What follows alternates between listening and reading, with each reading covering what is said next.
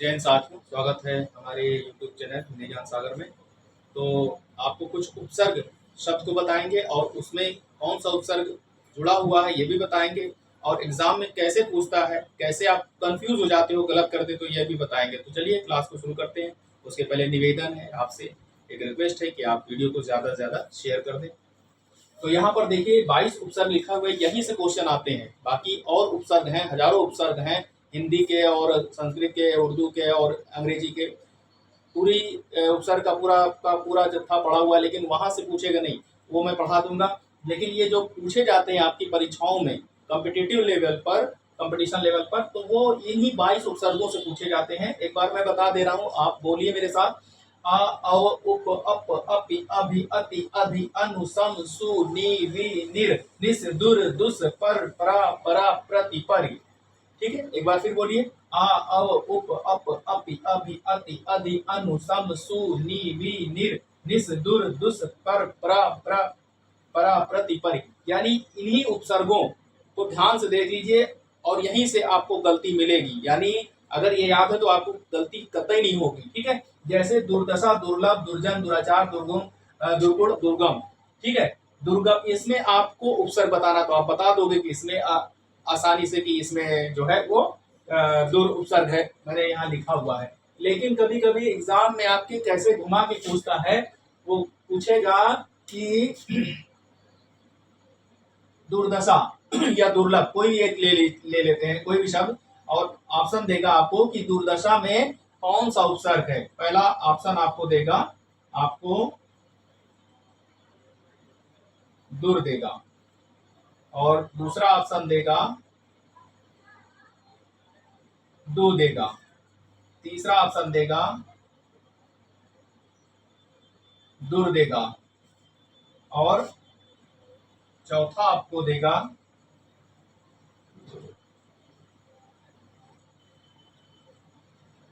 दुस देगा। ठीक है, तो चौथा तो ये गलत है, लेकिन अब आप इसमें कंफ्यूज हो जाओगे। कंफ्यूज इसलिए हो गए कि आपने संधि पढ़ा है, ठीक है, विसर्ग संधि पढ़ा है, और आप देखोगे दु दु दु धन, ठीक है, दशा दुर्दशा, दु धन लब दुर्लभ, दु धन जन दुर्जन। बस आप टिक कर दोगे ऐसे कि ये दु धन जन दुर्जन, दु धन दशा दुर्दशा, दु धन लब। आपने एक नंबर गलत कर दिया। यानी अब आप ये देखिए, ये जो दु हमने लिखा हुआ है, ठीक, क्या ये इस 22 उपसर्ग में है? कहीं भी देख लीजिए, दु है? नहीं है, दु नहीं है। इसीलिए इसको आपको रटना पड़ेगा, इन 22 उपसर्गों को याद करना पड़ेगा ताकि आप गलती ना करें। तो पता चला कि दुर। अब दुर में भी आप कंफ्यूज ना होइएगा, दुर जिसमें हल लगा होगा, ठीक है, ये देखिए इसमें हल लगा हुआ है, आपको फिर कंफ्यूज करेगा। यानी एक में हल लगा कर देगा और दूसरे में हल नहीं देगा। तो आप अगर याद करें हैं 22 उपसर्ग को, तो आपको मालूम है कि जिसमें हल लगा होगा वो वाला दुर लग करके दुर्दशा, दुर्लभ, दुर्जन, सब में दुर लगा हुआ है, ना कि दु लगा हुआ है। ठीक है, तो ये वाला सही होगा। सब में दुर्धन दशा, दुर्दशा, दुर्धन लभ, दुर्लभ, दुर्जन, दुराचार, दुर्गुण, दुर्गम। यानी इसमें से दुर अलग कीजिए तो मूल शब्द दशा बचेगा, लभ बचेगा, जन बचेगा। ठीक है, आचार, हाँ अब इसमें देखिए दुराचार, तो यहाँ दुर अलग करेंगे तो चार शब्द नहीं बचेगा, आचार बचेगा। वो खाने वाला आचार नहीं, आचार यानी व्यवहार वाला, बड़ा आचारा यानी दीर्घ आ। ठीक है, दीर्घ आ। तो दुर्धन आचार, जिसका आचार यानी जिसका व्यवहार जो है वो अच्छा ना हो उसे दुराचार कहेंगे। ठीक है, तो दुराचार, दुर जुड़ा हुआ है इसमें, कौन सा दुर? जिसमें हल लगा हुआ है, ये वाला। दुर्धन गुण, दुर्धन गम। अब आप समझ गए होंगे। और फिर उसके बाद दुस, दुस धन साहस, इसमें भी कंफ्यूजन, वही बात इसमें भी आती है। अब आपको वो कंफ्यूज करेगा, यानी आपको वो चार ऑप्शन देगा और कहेगा कि इनमें से कौन सा उपसर्ग है, दुस्साहस में कौन सा उपसर्ग है, दुष्कर्म में कौन सा उपसर्ग है। और ऑप्शन में आपको दे देगा दुष्कर्म में दु, दूसरा दु, तीसरा दुस, चौथा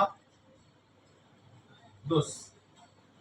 ठीक है, तो अब आप ये देखिए कि जो ये वाला ऑप्शन है, ठीक है, तो इसी में आप गड़बड़ करते हो, क्योंकि आपने संधि भी पढ़ी, आपने समास भी पढ़ा है, आपने जो है उपसर्ग प्रत्यय भी पढ़ा है। तो आप उसमें क्या करते हो कि संधि वाला नियम लगा देते हो, विसर्ग संधि वाला, कि दुह धन साहस दुस्साहस। तो संधि के हिसाब से तो भाई ठीक है, दुह धन कर दुष्कर, दुह धन प्राय दुष्प्राय, संधि के हिसाब से वो ठीक है, लेकिन संधि वाला नियम इसमें नहीं चलेगा। यानी इनमें आप ढूंढिए, इनमें आप ढूंढिए क्या इसमें दुह है, 22 उपसर्ग में दुह है, नहीं है, यानी क्या है, दुस है, वो भी जिसमें हल लगा हुआ है। तो ये देखिए हल लगा हुआ है, ठीक है, यानी इसमें भी क्या है, दुस धन साहस दुस्साहस। तो दुस अलग कर देंगे, मूल शब्द आपका साहस बचेगा, इसमें कर्म बचेगा मूल शब्द, इसमें प्राप्ति बचेगा। ठीक, इसी प्रकार इसमें भी यही गलती होती है, निर्भय। ठीक, निर्भय में जिस तरह मैंने ये ऑप्शन दिया है तो उस वो भी ऑप्शन बना के देगा। निर्भय में भी आप विसर्ग संधि वाला नियम लगा दोगे। अगर वो पूछ लिया कि निर्भय में कौन सा उपसर्ग है, नि, निर या निर, ठीक, तब आप देखिएगा कि इसमें नि ज्यादातर लोग गलत कर देते हैं, वो संधि वाला नियम लगा के आ जाते हैं, नि धन भय निर्भय। भाई संधि के हिसाब से तो सही है, लेकिन पूछ क्या रहा है, उपसर्ग पूछ रहा है, तो नि उपसर्ग इसमें कहीं नहीं, इन 22 संस्कृत के उपसर्ग में नि कहीं नहीं है। क्या है, निर, वो भी हल वाला है। कौन सा, हल वाला। तो यहाँ पर क्या हो जाएगा, निर्धन भय निर्भय, निर्धन वाह निर्वाह, निर्दोष निर्जीव, सब में निर जुड़ा हुआ है। यानी अगर हम उपसर्ग निकाल दे तो मूल शब्द जो बचेगा वाह, दोष, मूल शब्द जीव, मल, अपराध। ठीक है, इसी प्रकार अब आप समझ गए होंगे, बार बार आपको क्या रिपीट कराएं, निश्चल। ठीक, इसमें भी वही गलती होगी, इसमें भी पूछेगा निधन चल निश्चल, आप गड़बड़ कर दोगे, निधन शुल्क निःशुल्क, निधन कपट निष्कपट, निधन काम निष्काम, निधन तेज निस्तेज, यानी विसर्ग संधि वाला नियम लगा दोगे, गलत हो जाएगा, गड़बड़ हो जाएगा, ऐसा कतई मत करिएगा। ठीक है, आप ढूंढिएगा नि नहीं है, यानी आप नि नहीं लगाओगे, क्या है, निस होगा। वो भी कौन सा निस होगा, ये वाला जिसमें हल लगा होगा, ये जिसमें हल लगा है वो वाला निस होगा। नहीं तो आप जो है बिना हल वाला करके चले आओगे, ठीक है, जिसमें हल लगा होगा निस, वो होगा, निह नहीं होगा, विसर्ग संधि वाला नियम नहीं होगा। बार बार मैं अपनी बात को रिपीट कर रहा हूं, समझ जाइए, नि धन संकोच ना करिएगा, निस धन संकोच होगा अगर उपसर्ग की बात आ गई तो। ठीक है, तो इसको आप ध्यान से देख लीजिए, इन 22 उपसर्ग को रट लीजिए, ये आपको 2 से 3 नंबर दिला सकते हैं किसी भी एग्जाम में। तो अंत में आप इसको स्क्रीनशॉट ले लें। अंत में अपनी बात आपसे कहना चाहूँगा कि आप ज़्यादा से ज़्यादा मेरे वीडियो को लोगों तक पहुँचाइए, शेयर कीजिए, एकदम फ्री है, 1 रुपये भी नहीं लेता। और लोग इसका जो है वो पैकेज लेते हैं 1000 रुपये, 1200 रुपये, 500 रुपये, मैं एकदम फ्री पढ़ाता हूँ। अपने दोस्तों तक शेयर कीजिए ताकि वो लोग इसका लाभ उठा सकें। जय